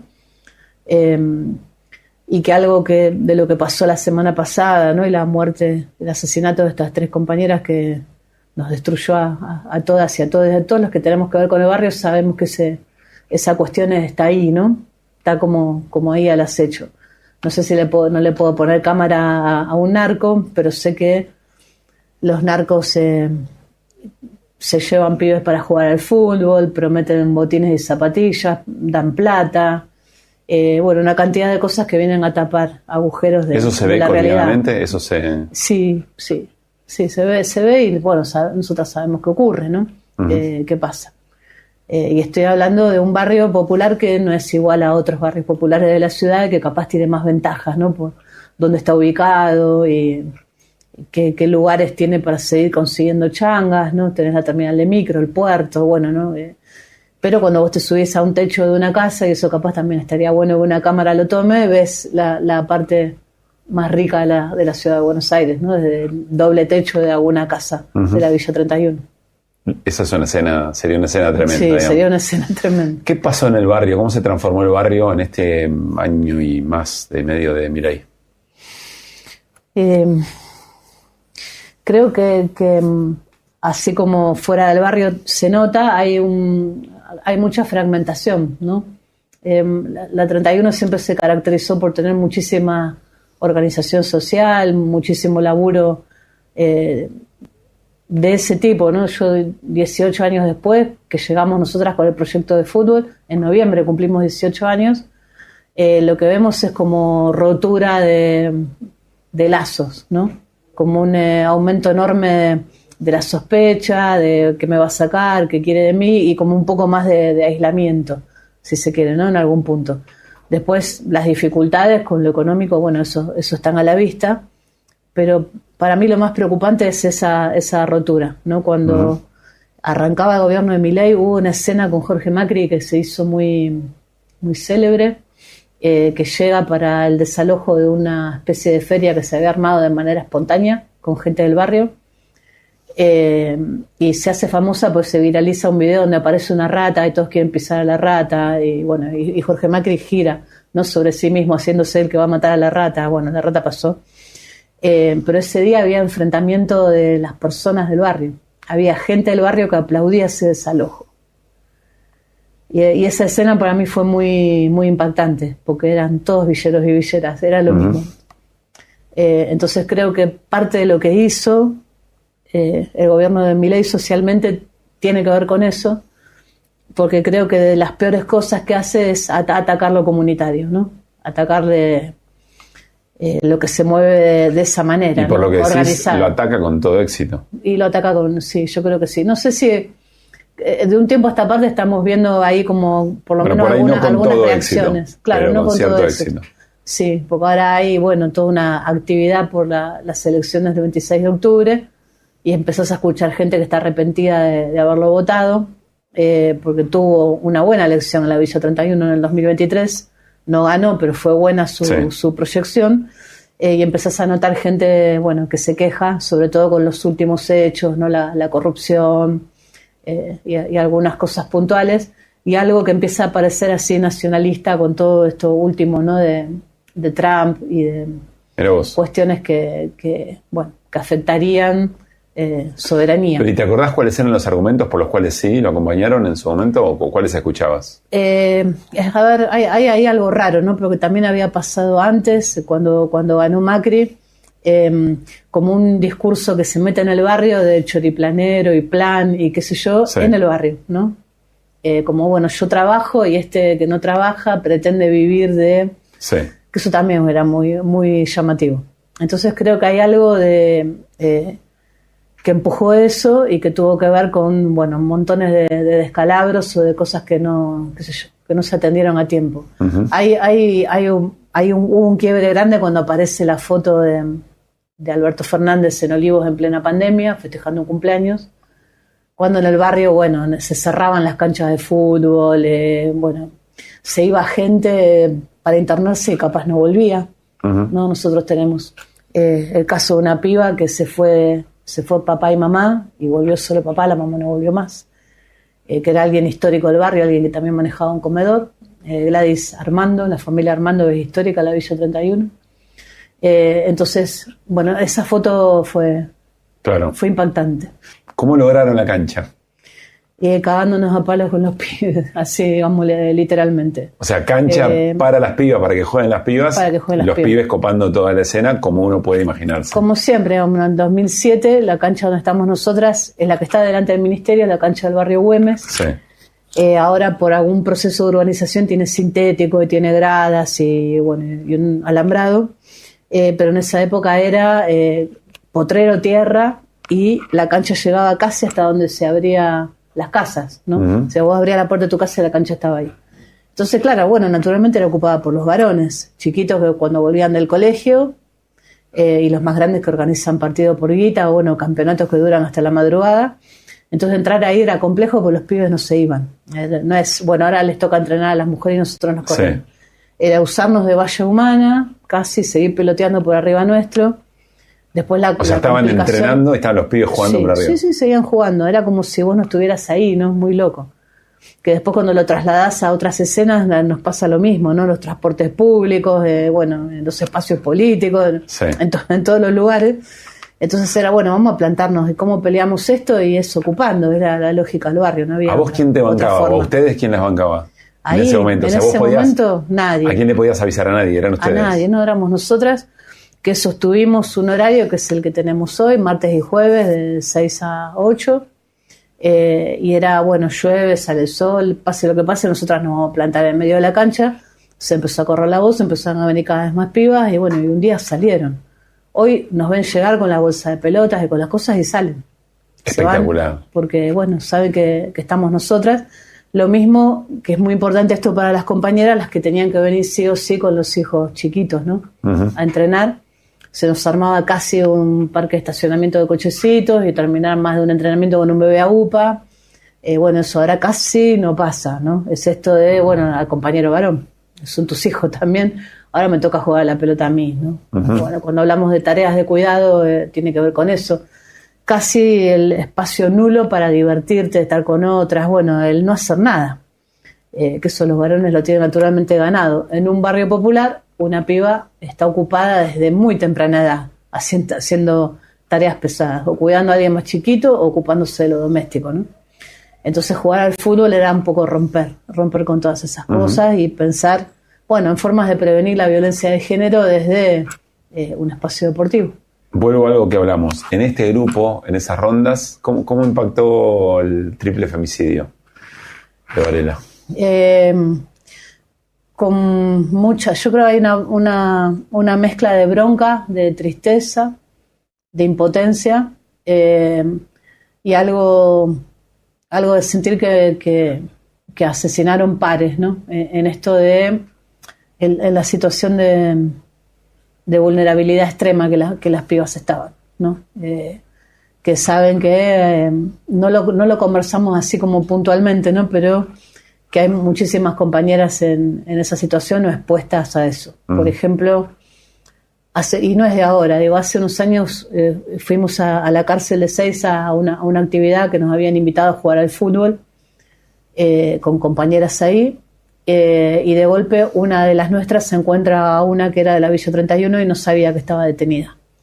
Y el abrazo y el llanto fue como muy conmovedor. Se sacó las zapatillas, le dijo, te dejo mis zapatillas. Y es muy común que nuestras pibas caigan presas por transportar drogas, por mulas. La cárcel está llena de mujeres de los barrios que caen por esta. Entonces es una problemática que tiene montones de aristas y donde sentís que en tu condición, sos carne de cañón de todo eso, ¿no? Y cuando se dice, por ahí lo decimos muy livianamente en general en los medios, pero se dice, se retira el Estado, se lastiman las organizaciones y es un avance narco inmediato. ¿Eso es exactamente así o más complejo? Yo creo que es más complejo. Es más complejo de lo que se dice, pero ocurre. Sí, ¿por qué es más complejo? ¿Qué le agregarías? Porque no es que los narcos viven en las casillas de los pasillos, porque digamos que el capitanía todo eso no vive en el barrio, eso es así. Entonces la forma de cómo pibes y pibas van cayendo en esas redes, es complejísimo de desarmar. Lo que es muy habitual es el narcomenudeo o el que vende poquito y que está agarrado por otro y me trata de desarmar eso, me parece que es dificilísimo. Veo, por distintas situaciones, mucho fútbol de pibes de barrios, en ligas de FEFI, etcétera, etcétera. Y vos ves a las familias como colgadas del alambrado diciendo barbaridades, sí, a pibitos y pibitas de 8, de 9 años. Veo técnicos, no vi mucha técnica, hay algunos equipos algunos mixtos incluso, pero con un nivel de maltrato hacia los pibes en el momento que varias familias preguntamos, ¿por qué esto está ocurriendo? Si la sociedad avanzó, por lo menos en algunos aspectos uno podría decir, avanzó hacia otras miradas y abrió un poco el paraguas sobre esto. ¿Por qué pasa eso con el fútbol? ¿Por qué el fútbol es tantas las cosas que vos decís y todo eso, y al mismo tiempo sigue siendo un lugar muy violento en algún aspecto, de mucha exigencia, de mucha crueldad, muy machista? ¿Por qué? Es muy buena la pregunta porque pareciera que se juega todo ahí, en esa cuestión del fútbol, una forma de ser varón y una forma de ganar y de triunfar y de ser alguien, y parece que ahí se juega absolutamente todo. He visto fila de pibes que salen con angustia cuando termina un primer tiempo. Tremendo. De fila india a la edad que vos tenés que estar jugando, no tenés que estar amargado por el fútbol.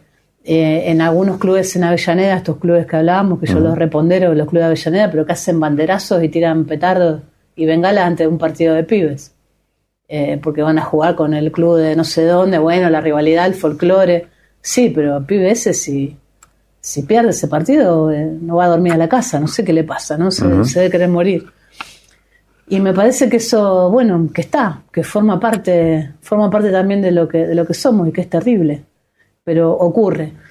Había alguna iniciativa en Avellaneda también, de algún senador de la provincia, de fomentar una ley o sacar una ley de, empezar a educar a las familias, de hacer espacios de talleres y reflexivos en los clubes.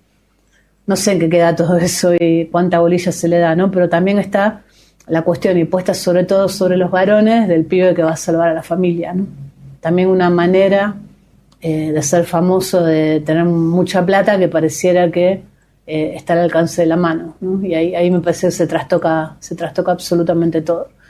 Me parece que los clubes tenemos que laburar con eso. Y ahí, como a nosotros nos cuesta un montón llegar, y ahora hay algunas cosas que empezaron a cambiar, a los varones les pasa todo eso, ¿no? Y creo que también hay que cambiarlo. Algo después del triple femicidio de Florencio Varela, es que algo de esto empezó a armarse otra vez, o por lo menos algunas discusiones. También el 2023 nos trajo el dolor a muchas de nosotras, que muchos compañeros dijeran que se había perdido elecciones en parte por la exageración del feminismo, y que no tenía que haber un ministerio, y que nadie se desgarró las vestiduras por la eliminación del Ministerio de Mujeres en manos de esta derecha.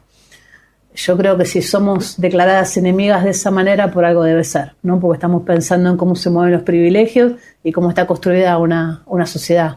Capitalismo, patriarcado, ataque al medio ambiente, tiene que ver con todo eso, ¿no? Entonces, me parece que este fue un tiempo de pensar el poder y de pensar la representatividad desde otro lugar, y yo espero que vuelva con fuerza, porque no somos piantavotos, no nos pasamos 3 pueblos, y tenemos que estar. Pero ¿y qué dirías que pasó internamente frente a esa avanzada, digamos, frente a esa hostilidad? El retroceso, yo creo que... ¿Y por qué? Creo que hubo mucho de miedo, porque hubo también, creo que una persecución, sobre todo a algunas referentes, sobre todo en redes sociales. No sé si miedo literalmente, pero como una parálisis, ¿no? Porque vos publicabas y ponías cualquier cosa y el ataque era como desmedido, desproporcionado, diciéndote barbaridades. Entonces creo que un poco de todo eso, creo que también una rotura interna en algunas representaciones políticas, y eliminar un ministerio y sacar programas, dejó un montón de gente en banda, ¿no? Entonces creo que ahora es un momento que hubo algo de retroceso y de dispersión, pero que vamos a construir una ola más de tantas. En noviembre estará el encuentro plurinacional de mujeres lesbianas, travestis, trans ahora en la ciudad de Corrientes, y estoy segura que va a volver a ser multitudinario y que ahí estaremos debatiendo y construyendo feminismo otra vez para adelante. ¿El movimiento feminista qué aporta en la discusión del poder, en la discusión de la reconstrucción de representatividades, en la construcción de liderazgos, de imaginar de otra manera las democracias? Creo que tiene muchísimo para aportar, desde su historia como un movimiento que nació para luchar contra las opresiones desde hace siglos, y todo lo que pasó en el último tiempo. Creo que tiene montones de pibas jóvenes con otra conciencia, que tiene, si querés, a diferencia de otros movimientos, algún traspaso generacional en eso, o por lo menos un confluir entre las que somos más grandes y las más jóvenes, y que tiene una lógica también para pensar el poder desde otros lugares. Entonces tiene un montón para aportar y hay que abrirlo, ¿no? Eso. Cuando nosotras vamos a dar capacitaciones o talleres a clubes de barrio, estamos hablando de la vieja comisión directiva que la dirigen 4 señores grandes que van al club a jugar al truco y a pasar su momento, e ir a plantearles que, eso necesita una revitalización, que las comisiones directivas tienen que tener espacio para mujeres y diversidades, que tenemos que estar sentadas donde se toman decisiones. Tiene que ver con pensar el poder desde otros lugares, ¿no? Y me parece que ahí tenemos un montón para aportar a un movimiento nacional y popular que nos necesita. Te quiero preguntar por las masculinidades a partir del surgimiento a partir de lo potente que fue el movimiento feminista en ese momento. Voy a ser muy esquemático. Dale. Masculinidades que abrieron los ojos y entendieron que había que abrazar la misma causa, o entender y comprender otro lugar, y mirarse como perpetradores de microviolencias que no se habían identificado como tales. Masculinidades a las que se les generó o que reaccionaron muy fuertemente, con mucha violencia, y estaban esperando un momento quizá como el de Milei, para volver sobre esa. Y otras masculinidades más retraídas, tratando de entender un poco qué era lo que está pasando, por qué las masculinidades que yo vi de mis adultos no era la misma que... Eso es un quilombo, eso fue un quilombo enorme, sobre todo para muchos pibes, no sé, adolescentes, jóvenes, que no sabían dónde pararse. Realmente no sabían dónde pararse, y creo que ahí me parece que hay que ponerle oído a eso también, porque no creo que el feminismo, las cuestiones de género, sea un algo exclusivamente de las mujeres y que las mujeres nos tenemos que ocupar.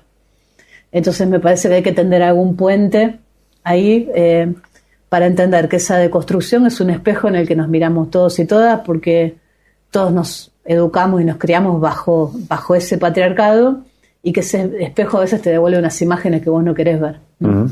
Entonces me parece que hacerlo de manera sectaria, o ir, bueno, acá somos todas minas y no entra ningún varón, o acá, creo que no, me parece que eso es lo que habría que modificar.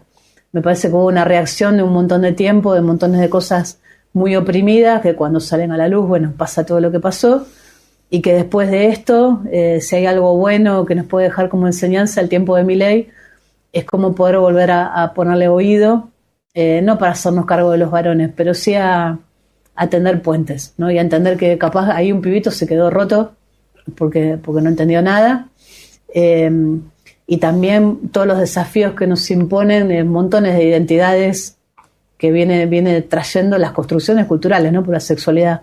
Claro. Es una construcción cultural. Entonces, que hoy el movimiento sea LGBTIQ+, en mi época éramos lesbianas y homosexuales. Y para de contar, y a las travestis se las discriminaba un montón. Bueno, da cuenta de que es absolutamente cultural, y ahí tenemos que tender esos puentes o esa manera de construir poder, bueno, escuchándonos y mirándonos, aunque dicho así parezca como completamente, no sé, superficial si querés, o por arriba, pero el abrazo o la escucha me parece que es muy necesaria, y que también nos pasó la pandemia en el medio, ¿no? Y que la pandemia ahí también desdibujó y descolocó montones de cosas. Esa locura de que otro ser humano fuera un peligro para vos, no sé si todavía la sacamos completamente del cuerpo, y nosotros insistimos mucho que hoy la presencialidad hay que militarla. Tenemos que estar presentes y volver a ser de carne y hueso. Tengo 3 últimas, muy directas, muy ping-pong. Sí. Primera, momento más emotivo que viviste como protagonista dentro de una cancha. Como jugadora, entonces, adentro de una cancha, o como espectadora. Como jugadora. Como espectadora tengo unos cuantos. Como jugadora, esos que repasás de tanto en tanto, me imagino. Sí. Como jugadora, pero no AFA. Nosotras fuimos a jugar con este técnico también un torneo de fútbol 5 a Necochea, cuando el Boys estaba todavía en armado. Y viajamos como un equipo de capital, éramos 5 justas, no teníamos ningún cambio. Y todos los otros equipos eran Mar del Plata, Necochea, bueno, de playas, ¿no? Como de balnearios. Sí. Y nos jugaban a nosotras a matar o morir porque éramos las porteñas y nos querían ganar sí o sí. Bueno, ganamos. Sin cambio, jugando en un tinglado que hacía 40 grados. El último partido lo ganamos 2-1. Mi viejo estaba ahí sentado. Para mi papá el fútbol era una maravilla. Bueno, mi papá vio ese partido. Lo vio entero. Y fue a dar la vuelta olímpica con nosotras y lloraba. Bueno, eso fue un montón. Eso pasó en el verano del 97.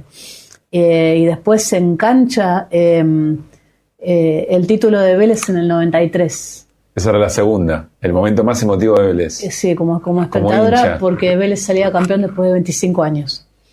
¿El torneo local? El torneo local, no el clausura del 93. No sabíamos nos enteramos que salió campeón a la noche, pero Vélez jugó con Estudiantes de La Plata en La Plata, un día que llovía muy finito, y fuimos con mi viejo a la cancha. Mi hermano tenía un yeso en la pierna, no sé por qué razón, tenía una pierna rota. Subimos la tribuna de madera ahí en 1:57, y Vélez empató 1-1 con un gol de Chilaver de penal. Y dependía la noche de cómo salía Independiente perdió, creo, con Belgrano de Córdoba, algo así. Pero la vuelta de La Plata con la lluvia finita y con la casi certeza de que había salido campeón, bueno, Me lo acuerdo más que cuando salió campeón del mundo o de Copa Libertadores. Mirá vos, agrego una que no es la última. Jugador, no de los extraterrestres, no Messi, no Diego, que hayas visto, no de los que te hayan contado, que vos decís, este chabón la rompe, es crack, que admirás, que te gusta verlo. Lo vi cuando era piba, pero después me tocó jugar en su puesto, Julio Asad. Julio Asad era volante central de Vélez, el tío del turco de Omar. Mirá, sí. Era candidato a CD5 de la selección de Menotti y se rompió la rodilla en un asado. Lo que jugaba ese chabón. Pero tremendo era. Tremendo, y lo vi jugar cuando era piba y bueno, iba a la cancha con mi abuelo y mi viejo. Tremendo jugador. Bueno, ahora sí la última. ¿Cuál es el próximo paso de la nuestra? ¿Qué tiene que conseguir? ¿Por qué están peleando ahora? La nuestra quiere un lugar para funcionar como un club, pensado como un club donde el fútbol femenino sea la actividad principal, pero que con nuestra conducción, con divisiones inferiores, con todo, con nuestra lógica, a nuestra manera, y que también tenga un espacio cultural, bueno, como funcionan los clubes. Pero necesitamos, bueno, como decía Virginia Woolf, el cuarto propio, el club propio. Y hay un programa que le están poniendo de cuerpo mis compañeras, que se llama Hagamos la Nuestra, que es diálogos con otras organizaciones de Sudamérica, justamente para pensar esta lógica de poder. Eso del lado del pensamiento, si querés, o esto que decía yo al principio de la escuela política con respecto a eso, pero un lugar para funcionar como club. Si es cerca de la Villa 31 o adentro de la Villa 31 sería glorioso, pero eso es difícil. Pero con ese club lograr entrar a AFA, bueno, como nosotras. ¿Penal y empatía es gol? No siempre. No siempre. Estamos tan de acuerdo en todo, Mónica. Te la puedo atajar el arquero o lo pateaste tan bien que pegó en el palo, ¿viste? Te dan tanta Entonces puntería. no es bien. No, lo pateaste re bien, qué yo, con buena técnica todo y pegó en el palo. Me pasó, te puede pasar. Sí. Si pateás ahora por los puntos, ¿al medio, al costado, arriba, abajo? No, al medio le reviento el arco. Al medio sí, pero con todo. No podés pifiar. ¿Viste cómo le dijo el Dibu a Dybala? Patea al medio. Al medio a reventarle ahora los arqueros el arco. se quedan mucho más que antes parados. Pero es raro que no se jueguen para un lado y para el otro. Yo creo que si quiero que sea gol, le pego bien con los cordones o no sé, un recontra puntinazo, pero a volarle la cabeza. Estamos hablando de cancha de 11. Cancha de 11, sí, a sacarle la cabeza. Así que, ¿viste? Cuando pega la pelota, pum, en Hubiéramos en el arrancado techo por del acá arco. y la charla hubiera sido tan distinta, Mónica. Sí. ¿Las zurdas la cruzan siempre? Por lo general sí, la cruzamos. Sí, y abajo. Sí, lo Gracias, que los Moni. técnicos viejos llaman ratonera. Sí. Gracias por haber venido. No, gracias por invitarme. Que vuelvan las ideas.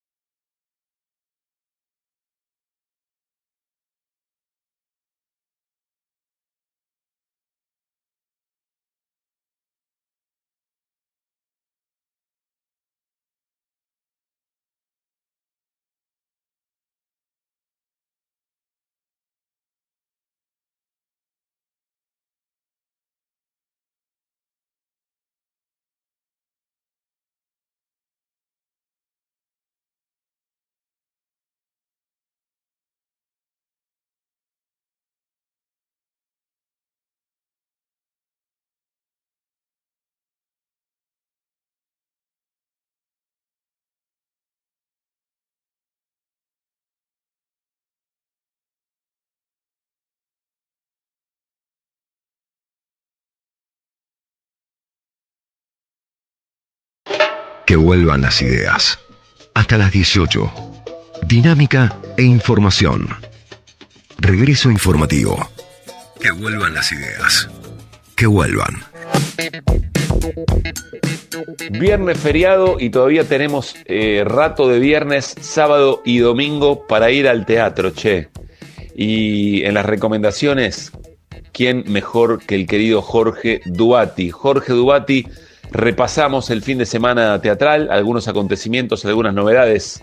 Jorge, querido. Muchas gracias. Quiero recomendar muy especialmente un espectáculo que sinceramente me ha parecido una de las mejores cosas que yo he visto en toda mi carrera como espectador.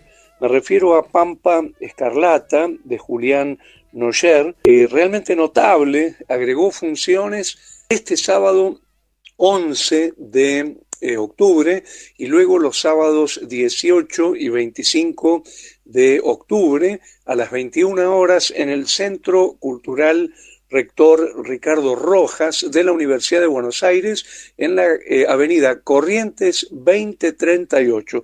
Por favor, no se lo pierdan. Sinceramente, creo que es uno de los espectáculos más notables que yo he visto. Es de un jovencísimo dramaturgo y director, Julián Noyer, que plantea la historia de una artista inglesa que paradójicamente, digamos, a través de una poción que recibe de su sirvienta pampeana, no quiero dar más detalle para no spoilear, empieza a pintar con el espíritu de la pampa, empieza a pintar, digamos, solamente las grandes pinturas argentinas con las que se va a hacer la fundación, no solamente del arte nacional en la Argentina, sino también de una teoría de la patria. El texto es absolutamente brillante y hay 3 actuaciones, yo me atrevo a decir que notables realmente, de Lucía Adúriz, que está magnífica, de Pablo Brostein y de Carolina Llargues, que realmente son 3 trabajos notables. Una pieza que habla de historia de artista, de diario íntimo, de cómo se describen los grandes cuadros de la pintura argentina del siglo XIX, que habla de una teoría de la patria y especialmente de la invención de la patria, pero también de una teoría de la creación entre la barbarie y la civilización. Realmente notable. Recordemos entonces 11, 18 y 25 de octubre, sábados a las 21, con los precios popularísimos que tiene el Centro Cultural Rector Ricardo Rojas de la Universidad de Buenos Aires. Por favor, no se pierdan Pampa Escarlata de Julián Noyer. Y quiero destacar muy especialmente el trabajo deslumbrante de la actriz Lucía Adúriz, sin duda una de las más grandes actrices que tiene la Argentina en este momento. Llegamos al final de este viernes, que vuelvan las ideas, día feriado. Vamos a darle continuidad a este descanso, a este intento de parar un poquito la pelota, de ganar perspectiva, de mirar desde otro lugar las cosas que nos pasan, sin los tiempos de andar corriendo para llegar a ningún lado. A veces, por eso es bueno el fin de semana. Y un fin de semana largo se asemeja a un viaje, ¿no? En algún sentido. Así que a disfrutarlo, a pasarla bien, a disfrutar lo que queda, a estar hombro con hombro, a mimarse, a soltar un poquito las pantallas. Y el lunes volvemos a la vorágine de siempre. El lunes nos reencontramos, para seguir compartiendo las historias de cada tarde aquí en la 530 en Que Vuelvan las Ideas. Pasen muy bien. Abrazo grande. Pablo Caruso, Luis Pablo Gininger, Gabriela